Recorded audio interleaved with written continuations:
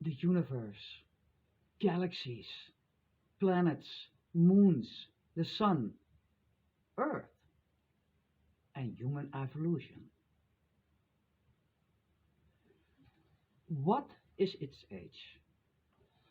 How did it came about? And a question that is equally important. Did we miss something in evolution? I am your host, Maria Anna van Driel, and you are listening to the Next Truth podcasts with a brand new title, Let's Ask Questions. This evening, I had a very interesting conversation with mathematics professor Jay Hall from Texas. And we discussed his 3 books, of which his last publication is titled Biological Essentialism. And this book is exploring and describing human evolution as well as plant and animal evolution. During his interview, Professor Hall theorized, that the ancestor of our species, of the human species, does not have to be an ape-like species per se. So that was a very, very interesting comment that he made, and we dove into that. Also, we discussed how the Grand Canyon came about. Well, that is an interesting one. I didn't know that. So, besides these intriguing theories and ideas, we also discussed how religion can influence one's study or topic of choice. And we even discussed for a brief moment this YouTube clip from 1948 in where a German soldier recorded a live mammoth. Can you imagine that?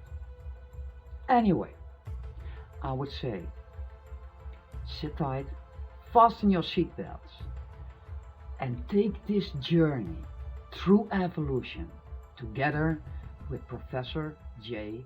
Hall. Professor Hall, welcome to the Next Truth. Let's ask questions. Thank you, Maria. You're welcome. Today you sent me a message with a very nice announcement. I wanted to start off with that about your future position in teaching. Can you tell us about that? Sure. I've been at Howard College in West Texas for about 11 years, and I've really enjoyed it and met lots of good friends. But at the same time, because it is a state-connected institution, they have a number of rules and regulations that somewhat restrict what I would like to do. So in some of the private schools like this one, I'm hoping to go to in August to teach just outside of Oklahoma City. Since it's private, they let me express my kind of alternative controversial views, such as being a Darwin doubter and a deep time skeptic. You're a Darwin doubter. That's right. So that would include the intelligent design as well as the broader aspect of believing that, we're not related to the lower primates. Okay, so you are saying you are skeptical about the theory that our ancestors are apes or were apes. That's right. So this is what I have always learned at school, that the Neanderthal was directly connected to ape-like species. So what, according to you, is our ancestor? Well, I would say that the Neanderthals are brothers. They were pretty technological. They kind of had a special super glue that they connected their spearheads to the wood, and all kinds of things they did. And again, they had a slightly different shaped head, but people all over the world, there's some slight differences. But in terms of the genetics, you can do the 23andMe or others, and it'll give you a report. And often it's like, say, from 3 to 6%, we have a Neanderthal connection. And often, and we're talking about origins, we look at the brain size of the different Australopithecines and this other variety. And so on average, the Neanderthals actually had greater brain capacity, and that doesn't necessarily mean they were smarter. But in terms of if you connect it with the Ice Age, often living in caves is the smart thing to do, because you have to stay out of the weather. So in terms of their breadth of how far they explored, because you have some in Israel, I think some in Spain, some in different parts of maybe closer to Russia even. So the fact that they were able to spread through a significant part of the earth, I think shows their intelligence along with their tool making skills. So what you are saying is that the human species in history were smarter than the ape-like species, or am I incorrect? Did I understood that incorrect? Yeah, I would say there's a lot of things that ancient man did, the various megaliths and stone structures, Easter Island and all these things point to definite skills that we haven't completely figured out. Of course, the classic example is the pyramids. But my nephew and niece are in Moana, and there's a little kind of grid thing made of sticks.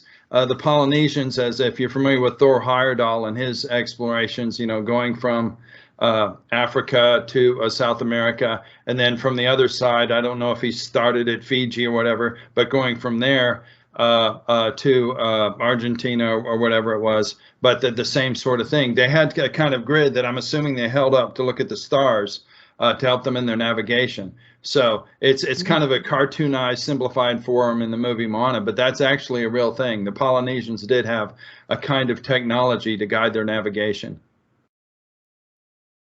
Okay, so but I'm confused about this one. I'm coming back to that astronomy theory idea and being connected with, for instance, pyramids, but I'm a bit confused. You say that the Neanderthals, that our species, our ancestors were much smarter than the ape-like species. Then how in the bleed is it possible that these species are still present in our evolution if they were dumber than the Neanderthal? You're talking about why do we have the lower primates with us today? Is that what you're asking? Yeah. Yes. That is. Yeah. Well, I'm saying there's not a line of ancestor and descendant relationship. I'm saying that cats are cats, bats are bats, and humans do not have lower primates as ancestors. So there's the distinct varieties of creatures, and that the three examples I like to bring out are horses, hydras, and humans, because even a 3-year-old can recognize the difference between a horse, or if you looked in a microscope and observed some hydras. So there's these distinctions, and there's variations, like a giant orangutan is, I forget how tall they are, 8 feet, 9 feet, whatever it is. But I mean, run into one would be super scary, the giant one that we find in the fossil record. So there's variations within that basic type. But I'm saying that there's limitations, which under the Darwin idea, you have a basic presupposition that almost, of course, to a degree, but you almost have unlimited variation, which is a basic principle that distinguishes the view of, say, like what Aristotle, who held to a fixity of species of kind. And so, and this idea, this theory, this is what you describe in your book, and I have it in front of me, at least the advertising on, I believe it is totalyouth.us, biological, this is a difficult one, essentialism. Am I correct? Biological essentialism.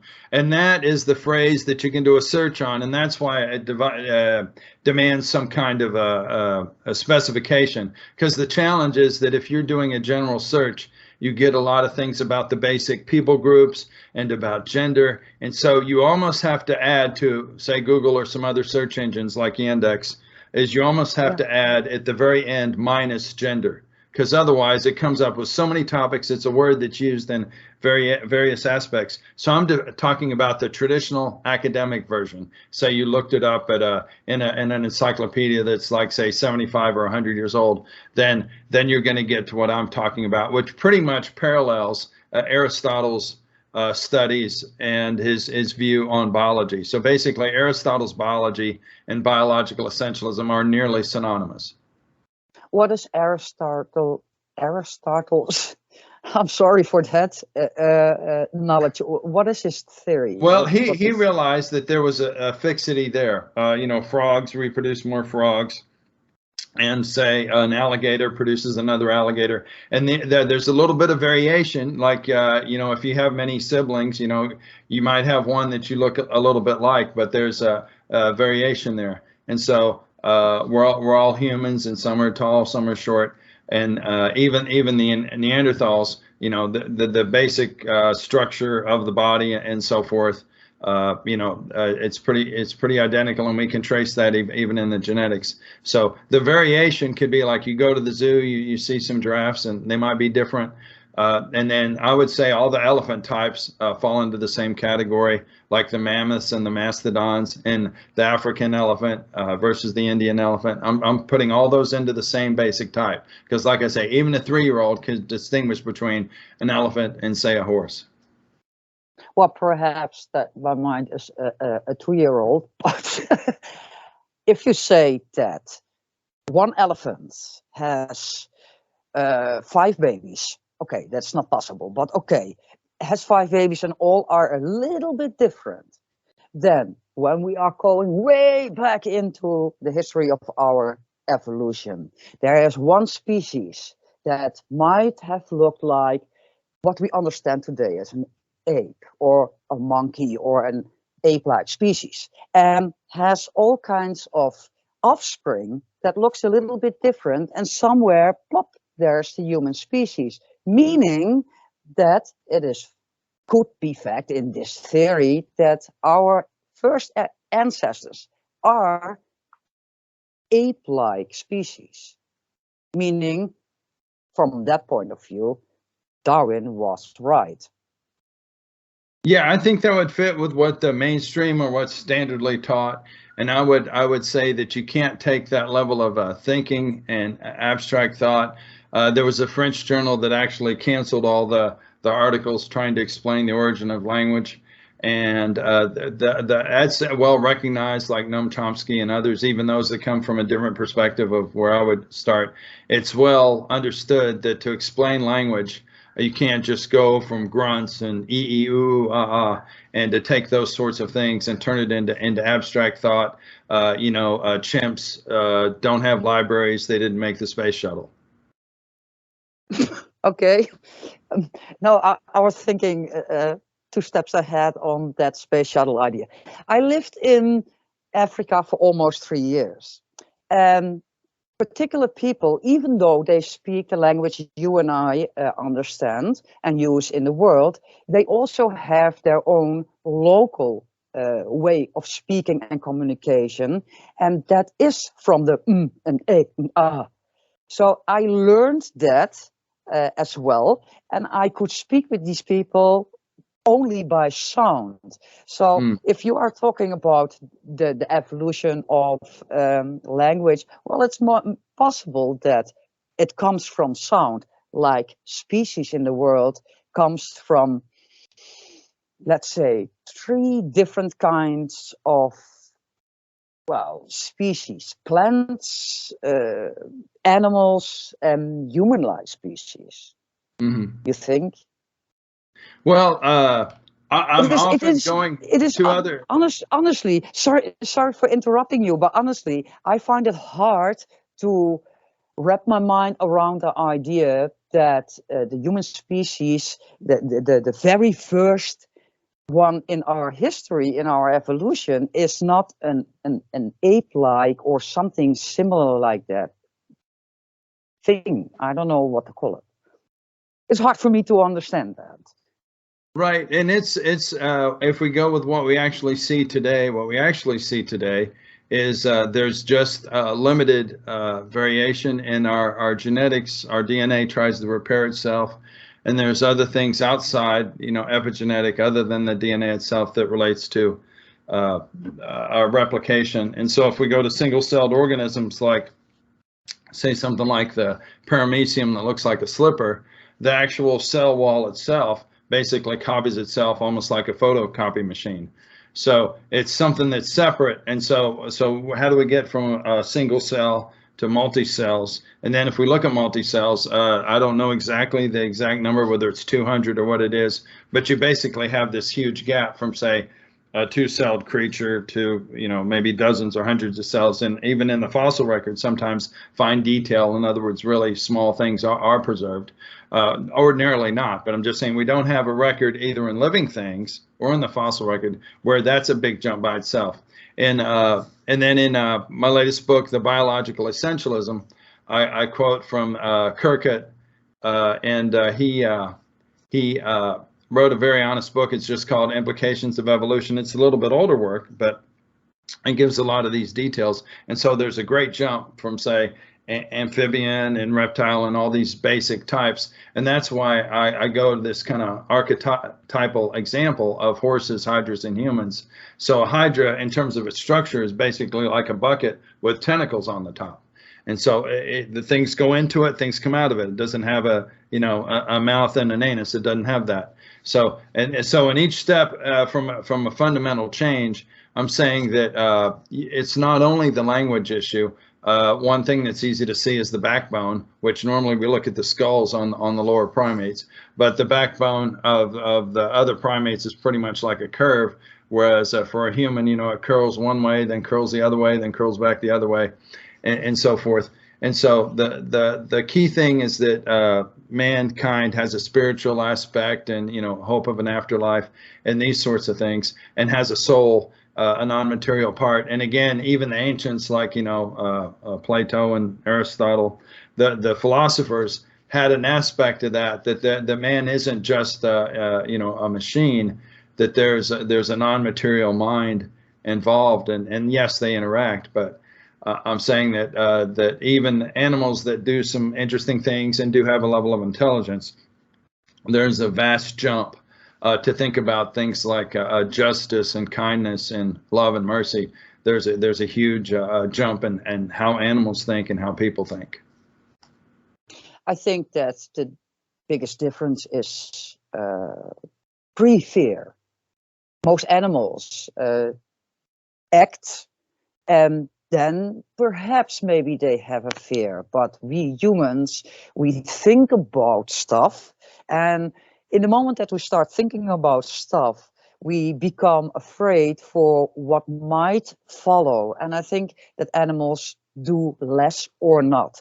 So I think personally, I would say animals and humans have the same level of intelligence, same level of language, and behaviors, except for that one thing. We think in front, and animals, according to me, that is, do less. Is this idea, this theory that you have, that you describe and illustrate in your book, Biological Essentialism, is that a direct follow-up from your first books? That is, Young Earth, is a Young Earth possible? Is that a direct follow-up? That is an excellent question, Maria. I appreciate that. Actually, it's exactly the reverse.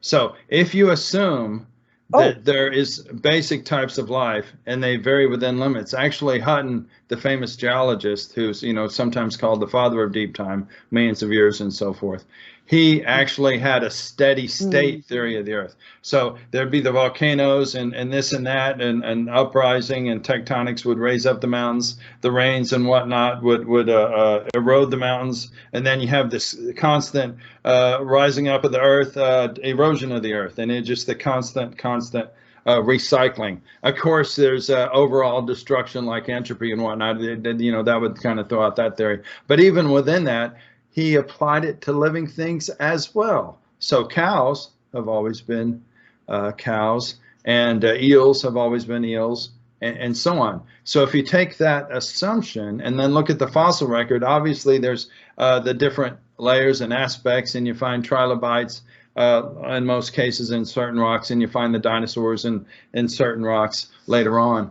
And so if you go on with the assumption that almost like Augustine, he held that everything happened basically at once, which is, you know, you might find that surprising, but I'm just saying that seems logical. Because of entropy, you have to have a beginning. And so if you put everything at one point, then that would include all of the various animals. So you have to come up with environmental explanations, and if there's some great worldwide disaster, that some animals can escape quicker than others, and that sort of thing. And you might have had giant mats of a vegetation that explains like why certain beds have a lot of coal and that sort of thing. But that it all has to be, most of it, not all of it, but most say the Grand Canyon, that most of that was part of one event, because at the very bottom of the Grand Canyon, and I was probably a long time ago, maybe 17 or 18 when I was there. I haven't been back since. But it's called the Great Unconformity. So something happened there, and that's going on, and that's worldwide. And there are a whole bunch of things, mega sequences, you call them, that are worldwide. And even Derek Ager, who wrote The New Catastrophism, he recognized that, and I think he was president of the London Geological Association, and well influenced. But today, because catastrophism has kind of, catastrophism, you know, it kind of has like a spooky aspect. The term now is episodic. So episodic really means the same thing, but many formations, including like turbidites, can be formed rapidly. So once you go on the assumption that most of this life happened at the same time, then you have to contract the standard geological chronology. So based on biological essentialism, you go to catastrophism, and catastrophism would imply we have to question the current dating methods. While I was listening to you, something popped up in my mind, because you said a cow is always a cow, and things might have, or are still, probably even still, are happening at the same time. A few days ago, I watched a YouTube video, and that was about mysterious videos, etc., and things that were captured on video. And one particular was about a German soldier who filmed in 1948 a very brief moment, a couple of seconds, a mammoth. Do you think that something like that could actually have happened in 1948? I'm sorry, in 48. Do you think that a mammoth, 50 years ago perhaps, was still alive, and thus probably even support what you are saying right now about things happening at the same time? You think it's possible that this is real? Yeah, yes, very much. There's a book, Mammoth Hunter, and they've probably done documentaries, and it's a male and also a female researcher that have been to Nepal in the mountains, and they're not exactly like a mammoth, but they have the higher ridge at the top and lots more hair. And so there's this close. So I'm saying that the mastodon and the mammoth and the elephants we have today are all basically part of the same essential type of life. That's a term I'm trying to get more wider use, the essential type of life, rather than species, because how we define species today is way too narrow. So there's, say, a rose that was developed, I don't know, maybe 50 years ago, and it's called Queen Victoria rose, and it has a certain shade of red. Maybe the petals are a certain way. So in other words, if we go more and more specific, your particular breed of dog, we have to make sure that is, and I know people love their dogs and their cats, but that's the specific thing. Well, no, there's a variety of dogs, and I know they can all interbreed, and that's the same essential type of life. But often, well, I discovered this new species and it's fantastic, and you get to name it and that sort of thing. But in terms of what is the basic unit of life, like we have the periodic table, we know that copper is the basic element, and we know that gold is a basic element, and we know that neon is a basic element. So it's a little bit easier in that context, but I'm saying, but we have categories. You have the metals and the semi-metals and the noble gases and so on. I'm saying it's exactly the same. Language has a hierarchy to it. You know, you have the sounds of the word, you have the words, you have the sentence, you have the paragraph, that everything is in this kind of a hierarchy. If you go to the store, oh, I want something that might help my little skin thing here. Where are you going to go to the pharmaceutical area? And within there, they have creams and whatnot. So everything's broken down from a higher category to a lower category. And that's one thing that comes directly from Linnaeus, of course, and also from Aristotle. And later in his life, Linnaeus realized that how he was defining species was a little bit too narrow, and he broadened it. That is, in his own categories, he realized that some different species, as he had labeled them, actually do cross and provide hybrids. What influenced you, Professor Hall, to study this evolution of Earth and this evolution of species? What influenced you to say, yes, I'm going to do this? Well, as a child, I know you're familiar with Time Life Publishers, and they have all these science books. And as a kid, I would read these things, and we weren't extremely well off, not very poor either. I'd go to the library often instead of, I wasn't able to buy a whole lot of books. And then, of course, there's books at school. But I would read this and say, oh, this is just the way it is. I almost took it on faith. And little by little, I ran into different things that said, wow, there's a question to that and a question to this. And it's not very well known, but one of the actual pioneers in radioactive dating was John Jolly, and he actually did some early research about using radiation to help treat illnesses. But he saw, well, over here in this rock, over here, I'm using this method and getting these, billions of years or whatever. And then we try it in this slightly different layer, and it's something else. And then even in the same rock, when we use different methods, we're getting different dates. And so he actually proposed way back, maybe the 1920s, somewhere in there, that the different rates have changed over time. And so that's part of the explanation of what I'm saying. Yeah, there are these standard dating methods, but there is some variation. And one thing, just to show you that I have something that's a reel here. This is just one article from Science, and it just talks about the uranium dating of meteorites. And then it says, oh, well, there's actually some slight changes and, could affect the dating several million years. Well, the point is often people have this, that it's absolutely absolute, like, an atomic clock. No, there are some variations. And then how far does that variation go? That's the question. This reminds me of our podcast, of our conversation we had, I believe it was a year ago, when you were talking about young Earth. I also let my mind run over this idea of if the sun is coming in with nuclear particles, to say, and it is hitting the rocks in the ground, and it is running through or shooting through people and all kinds of species, etc., that is affecting your atoms, the carbon in your body, but also in the rocks. And so, do we really know how old the Earth is, and thus also can say with 100% certainty that evolution is happening or has happened as we think it is? I think we should have a level of modesty. And even some of the geologists admit that, especially the ones that went through the period of, say, the 1900 and up to, say, the middle of the century, because from that time, it was like maybe some held 10 million, and then 100 million was pretty common around 1900, and then up to so many hundreds of millions, and then up to roughly 4.6 billion, which is considered standard today. So over time, as we had this down, and then a key aspect of it was how fast the rocks formed. So that's why I'm bringing up the catastrophism. So Lyell, the famous geologist, thought, oh, things are so slow, and it took forever for the Grand Canyon to form.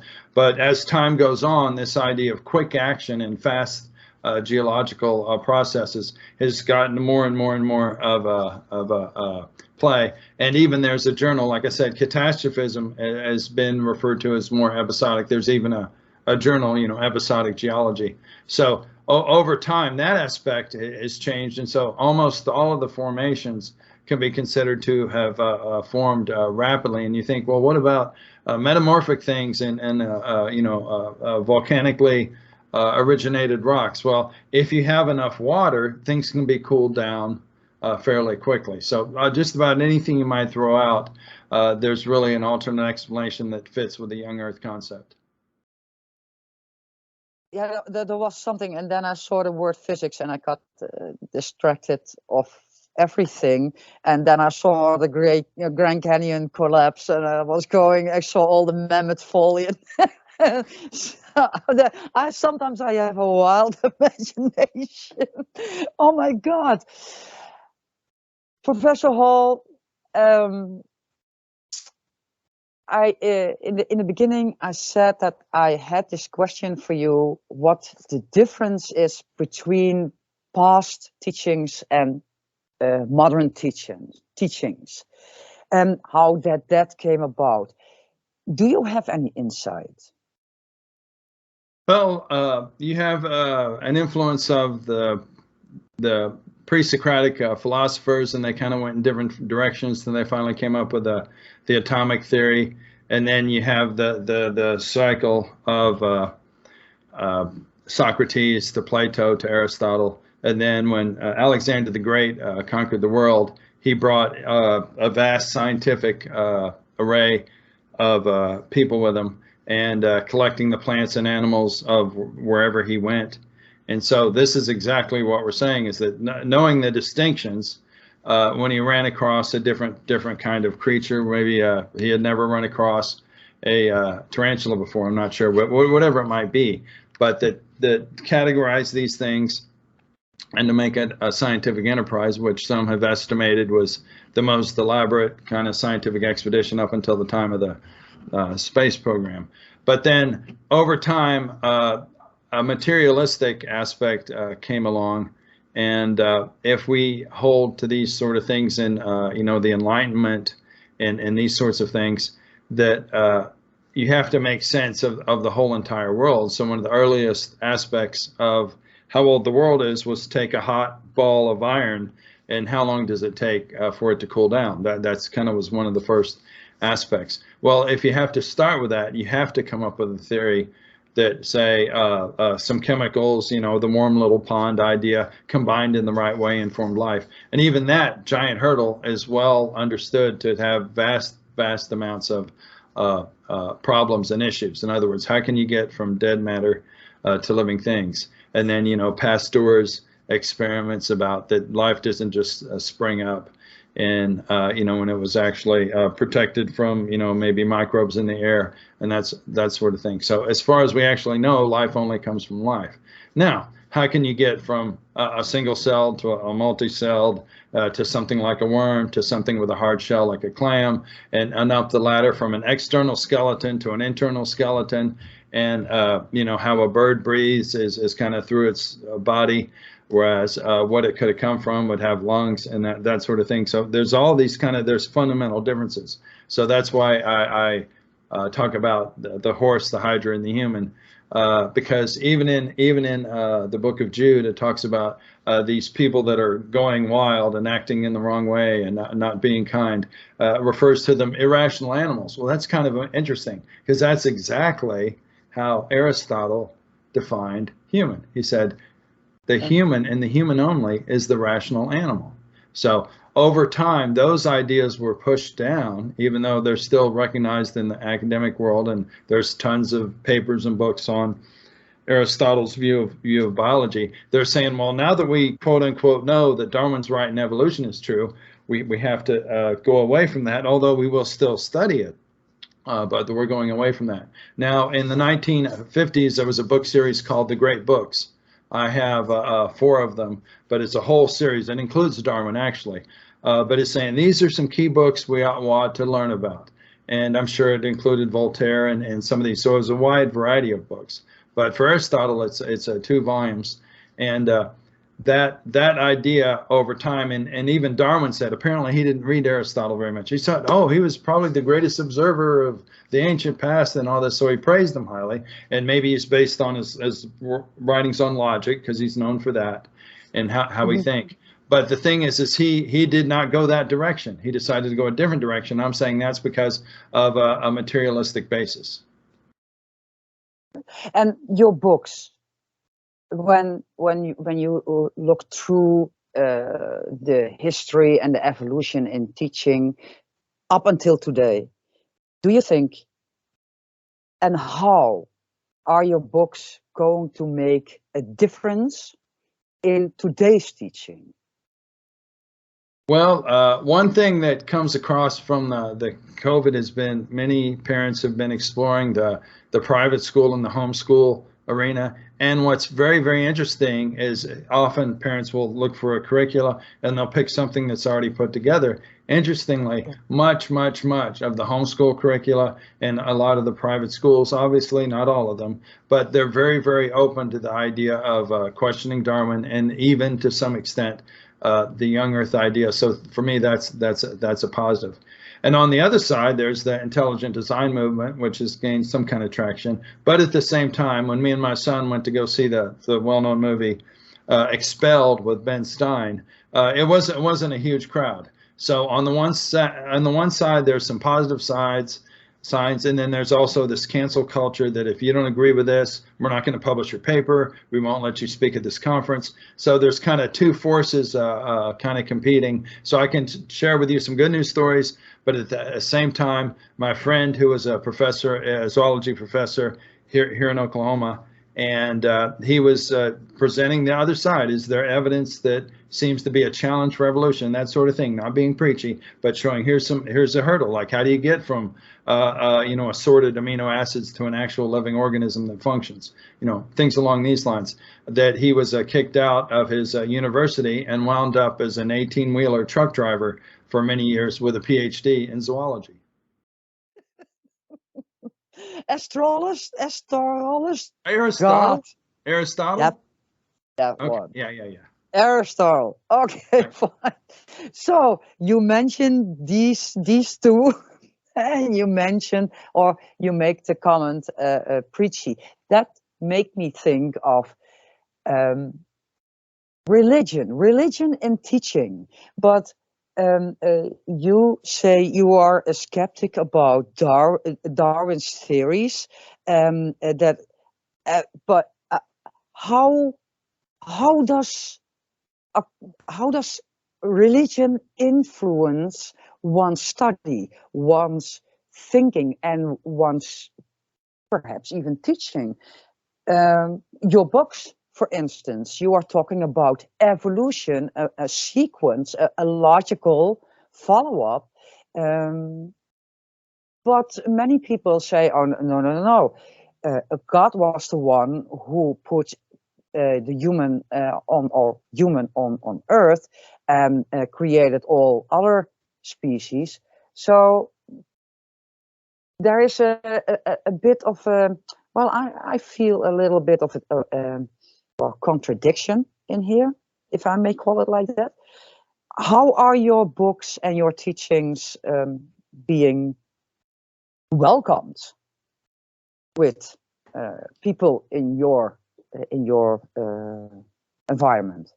Well, what I'm trying to do is offer a broad aspect and try to reach many people. So obviously, those that are holding to a more Genesis viewpoint are going to be more sympathetic. But Aristotle was obviously, before Christ. So I'm trying to say, take some basic logical and scientific principles, and that you can see that this whole viewpoint does make a lot of sense. And so I'm trying to get it from both sides at the same time. And the idea is we have a worldview, we have a bias, we have presuppositions, and that's how we look at the world. And interestingly, when it comes to the word species, that's actually in the Gutenberg Bible and the Latin. So when it comes to, often we use the phrase natural kinds. So natural kinds is in the academic literature under the philosophy of biology.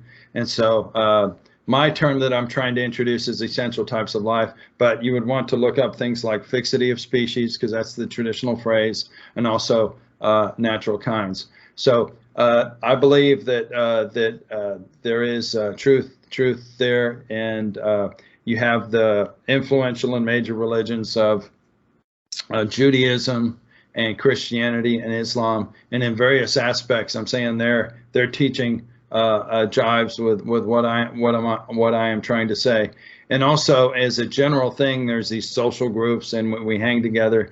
But is there a historical basis? Was there a real Adam, or even was there a real Abraham, a real Moses, etc.? So I'm saying I do take the more traditional viewpoint. And I do believe that if Aristotle was alive today, he could see the logic of my reasoning and the evidence I'm producing, that it also points to, well, he actually held to biological essentialism, but I'm saying he could see the logic to how that would lead to a young Earth. Fantastic. And all these kinds of thoughts we can read in your books, all three, because you have written 3 books. Yes, yes. Fantastic. Yeah, so the emphasis in biological essentialism, one thing that's a little bit different than humans are unique. Sometimes that's called human exceptionalism, again, what we discussed earlier about the language and technology and such. And then also I have one chapter on the gender distinctions. I have one question, and that was popping up in my mind right now. And perhaps it has a giggle factor, but Bigfoot. If we species, we human-like species, or human species, have an ancestor, do you think that Bigfoot has a place in our evolution? And can we find something or something similar in your books? Well, I have a theory on the Bigfoot. We were actually in East Oklahoma in a resort about a couple years ago, and it's a big Bigfoot area. I got a T-shirt that says "Vote for Squatch," so that's kind of cute. But my theory, there was actually a History Channel show that pretty much went over it, and it's the idea that I mentioned the giant orangutan earlier. That's my particular theory. And so this one show on the History Channel delved into this pretty deeply. And now we're going back to the dating methods. Because of some of the fossil remains, the dating methods didn't seem to match any possibility that there was an overlap in the time. And there's that famous movie, I think it's Every Which Way But Loose or something like that. But there's an orangutan in it, and he's quite intelligent, and it's funny, and it's kind of like a pop movie, a little bit of romance, a little bit of this. But the point is a number of the other primates are extremely clever. And, there's older movies with chimps that do amazing things, and this sort of thing. So I think that could be it. And from long distances and bigger feet, I think it could explain a lot. And I wouldn't be dogmatic about it, but that's just my favorite take on Bigfoot. So if I'm asking the question, do you, besides science, do you also have personal interests, or could this a journey or a camp out seeking evidence for Bigfoot, is that on the top of your list, or at all on your list? No, that's personal interest. Yeah, that's a little bit lower. I do enjoy playing chess. That's one thing I like a lot. I like a lot of science fiction. One that I started on, haven't got very far yet, but it's the idea that there's ideas of elevators to space and that sort of thing. Maybe that'll eventually get. And they look at things like a spider, the thread of a spider, because it's extremely strong for its size. And but then take that to another step and have huge solar panels up in space, and then have a cable somehow that could direct the electricity down to Earth. And I think it's called Tower to the Sky, something like that. But a lot of things that we actually see in reality, like things Arthur C. Clarke came up with in the science fiction, over time eventually, we see today, like laptops or tablets in Space Odyssey 2001. There's all these kinds of connections. So I especially like reading science fiction. I also delve into old time radio, the entertainment, from the 30s, 40s, and 50s of drama and science fiction shows and otherwise that are available free online. I can't remember the last time that I listened to radio. Mostly it is a YouTube music mix, and that you download and that you upload and et cetera, et cetera. Radio, I think that was somewhere in my teen years. That is a long time ago. Well, according to your theory and what you write in your books, most likely it is still happening. But okay. Professor Hall, I see that the hour is almost over. But before we close out, can you tell us where we can find your books, perhaps your website, and maybe where people can find more information or contact you if they have still questions for you? Yes, thank you.